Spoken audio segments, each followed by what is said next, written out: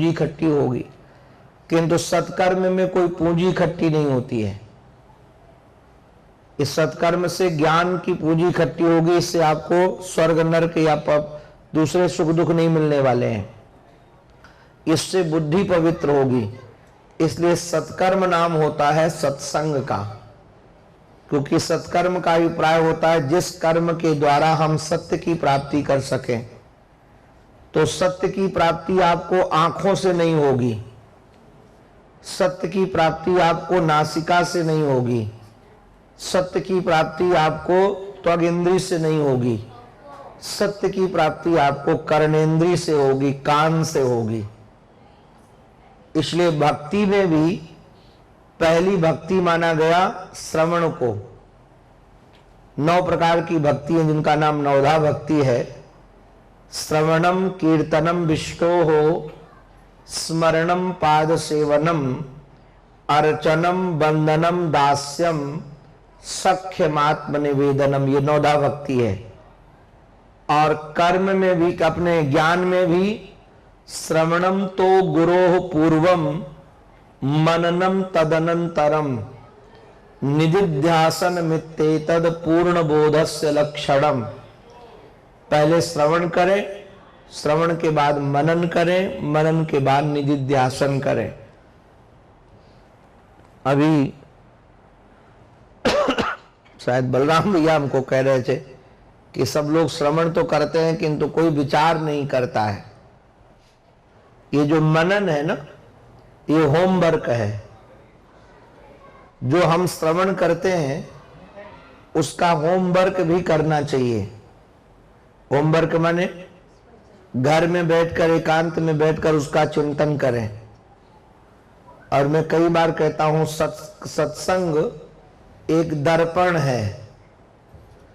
तो दर्पण के सामने हम लोग क्या करते हैं? दर्पण के सामने अपने को सजाते हैं, और सजाने में 2 काम करते हैं।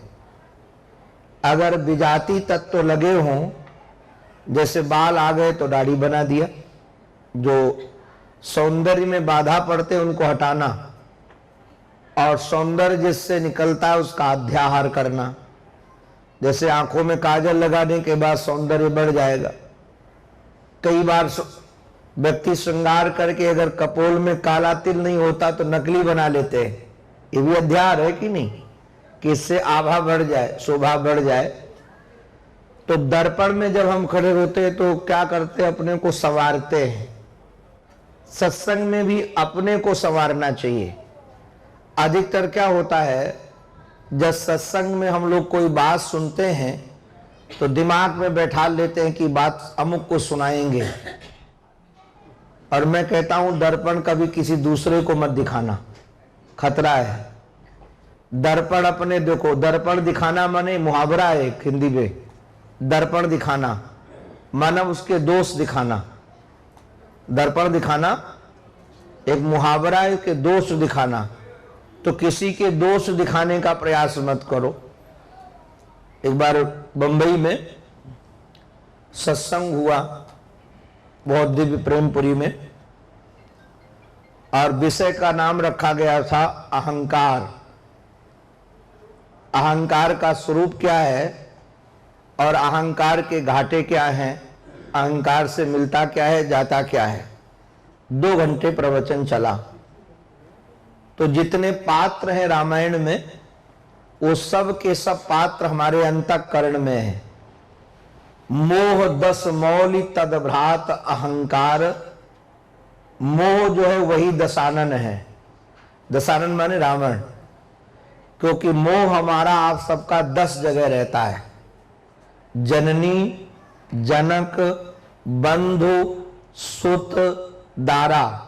दारा माने पत्नी। जननी, जनक, बंधु, सुत, दारा, तन, धन, भवन, सुहृद, परिवारा। ये मोह का स्थान कितने हो गए? 10। और रावण के सर कितने हैं? 10। तो रावण माने मोह। और ये मोह कितना दुख देता है। हमारे पीताम्बर भैया है कि नहीं, राजू भैया, ये मोह जब बढ़ जाता है ना तो दशानन का रूप है। और ये कितना दुख देता है मोह। अपने जीवन को कितना अशांत कर देता है, इसका स्वरूप रावण के रूप में है। तद भ्रात अहंकार, उनके भाई का नाम अहंकार है। उनका भाई कौन? कुंभकर्ण।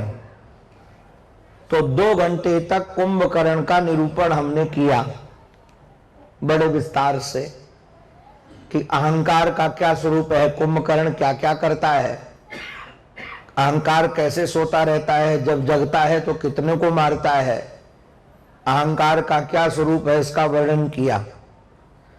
कथा पूरी हो जाने के बाद जब हमको गाड़ी में बैठकर उनके घर तक जाना था, जो जजमान कथा करवाने वाले थे, मैं गाड़ी में बैठ गया तो उन्होंने कहा महाराज जी रुको, अभी कुंभकर्ण नहीं आया। तो हमने सोचा पता नहीं मामला क्या है, किसको कह रहे। तब तक थोड़ी देर के बाद उनकी पत्नी आ गई, बोले कुंभकर्ण आ गया, अब चलते हैं।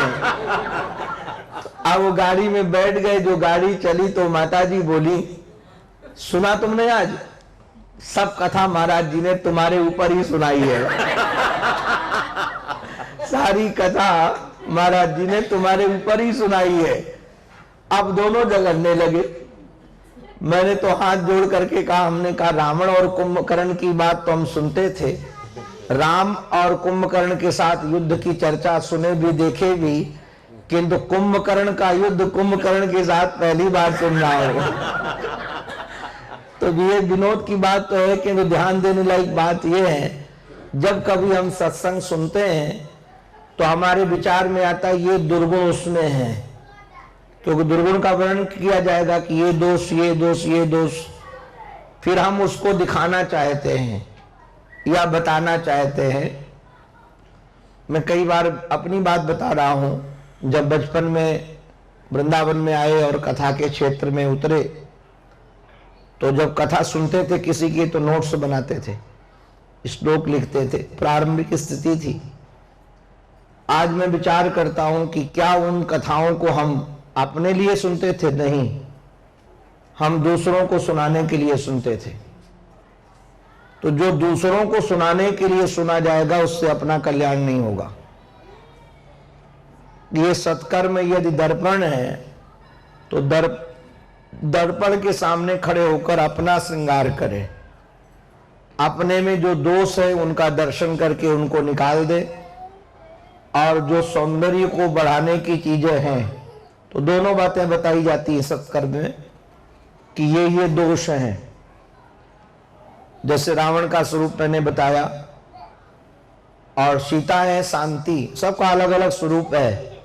रामचरितमानस इतना रसीला ग्रंथ है, वो लगभग लोग राजा रानी की कहानी समझकर ही पढ़ते हैं इन ग्रंथों को, नहीं तो रामायण की कथा इतनी जीवन को बदल देने वाली कथाएं हैं, उसमें क्रांतिकारी कथाएं हैं, और सब कथाओं का संबंध हमारे से है। वो जितने पात्र हैं रामायण में, सारे पात्र हमारे मनोदशा का वर्णन है उसमें, कैसे कैसे मन की दशा होती है, किस मन की दशा के आधार पर क्या काम होता है। तो ये निरूपण ही का सत्कर्म नाम तो सत्संग का है, किंतु ये सत्संग किया जाए इसलिए कि हमारा सुधार हो, हम में जो गड़बड़ियां लगे और हम उनको अपने जीवन में उतारें। अधिकतर हम लोग दृष्टांतों को पकड़ लेते हैं किंतु दर्शन नहीं पकड़ पाते। वो दृष्टांत जो दिया जाता है, उदाहरण जो दिया जाता है, अब जैसे हमने आपको उदाहरण सुना दिया पति पत्नी वाला, आपको आनंद भी आया, रस भी आया, किंतु उसका उद्देश्य क्या था, क्यों सुनाया? कि कथा में एक दूसरे के दोषों का दर्शन न करके अपने दोषों का दर्शन किया जाए। तो ये बात तो हमको याद नहीं रहेगी, किंतु दृष्टांत जरूर याद बना रहेगा। तो दृष्टांत भले याद न रहे किंतु दर्शन याद बना रहे। अगर दर्शन याद बना रहेगा तो ये आपके जीवन में सत्कर्म आपके जीवन का उद्धार कर देगा। और यही हुआ जब सनकादियों ने नारद जी महाराज को सत्कर्म सुनाया। सत्कर्म नाम श्रीमद् भागवत महापुराण का है, क्योंकि श्रीमद् भागवत महापुराण में ज्ञान वैराग्य की चर्चा है, जिसमें हमारी बुद्धि ज्ञान और वैराग्य में लगे, भक्ति में लगे, वो सत्कर्म है। शुभ कर्मों में कई बार असावधानी हो जाती है तो पतन भी होता है, क्यों? जैसे कोई यज्ञ कर रहे हैं, शुभ कर्म कर रहे हैं यज्ञ, किंतु यज्ञ में संकल्प गड़बड़ हो गया, तो संकल्प यदि गड़बड़ हो जाएगा तो पतन भी हो जाएगा। जैसे हम कई बार एक उदाहरण में सुनाते हैं लोगों को, एक सेठ जी की पत्नी बीमार थी, तो किसी पंडित जी के पास गए, बोले महाराज जी पत्नी बीमार है, बहुत दुखित है। तो कहा एक काम करो, किसी ब्राह्मण को बुलाकर दुर्गा सप्तशती का पाठ कराओ और मैं संपुट बता देता हूं, ये संपुट लगाना। उन्होंने कहा महाराज मेरे पास पैसा नहीं है इतना कि मैं पंडित जी को बुला सकूं, तो बोले आप ही कर लेना। तो मंत्र बता दिया उन्होंने, भार्याम रक्षतु भैरवीम। इसका अर्थ है कि हे भैरवी देवी हमारी भार्या की रक्षा करो, पत्नी की रक्षा करो। किंतु अब उनको संस्कृत का ज्ञान था नहीं, तो बोलने क्या लगे, भार्याम भक्षतु भैरवीम। रा की जगह भा हो गया, मेरी भार्या को खा जाओ। भक्षतु माने खा जाना है। तो बेचारी कुछ दिन तक जीने वाली थी तो जल्दी मर गई। एक दो दिन के मर गई तो बोले कि महाराज क्या मंत्र बताया, कम से कम जिंदा तो थी, आपने ऐसा मंत्र बता दिया, जिंदा तो मर गई। तो बोले मंत्र क्या जपा? बोले भार्याम भक्षतु भैरवी। बोले तुम स्वयं कह रहे थे भार्या हमारी हे देवी भैरवी हमारी भार्या को खा जाओ, जब तुम्हें स्वयं खिला रहे हो तो क्यों नहीं खा जाएंगे? तो जो सकाम कर्म होते हैं, ये शुभ कर्म आदि, इनसे कई बार हम समाज में देखते हैं कि जो जैसे दान करते हैं, दान करना शुभ कर्म है, किंतु दान का कई बार हमारे जीवन में अभिमान हो जाता है। कई लोग बड़े अभिमान में, क्या करते हो, हम इतने लोगों को रोटी खिलाते हैं, हम इतने लोगों को ये करते हैं। तो दान का यदि अभिमान हो गया तब भी पतन हो जाएगा। ऐसे ऐसे उदाहरण हैं दान के अभिमान के कारण कि लोगों को नरक तक जाना पड़ा। अभिमान जो किसी चीज का भी है वो हमको दुख देता है, तो सत्कर्म में अभिमान नहीं आता है, और इस अभिमान से बचने के लिए सत्कर्म किया जाता है। तो जिससे सतनाम की परमात्मा की जो प्राप्ति है, जिससे परमात्मा की प्राप्ति हो उसका नाम सत्कर्म है, जिससे पुण्य की प्राप्ति हो करके सुख सुविधा संपत्ति सम्मान मिले उसका नाम शुभ कर्म है। बोलो भक्तवत्सल भगवान की जय।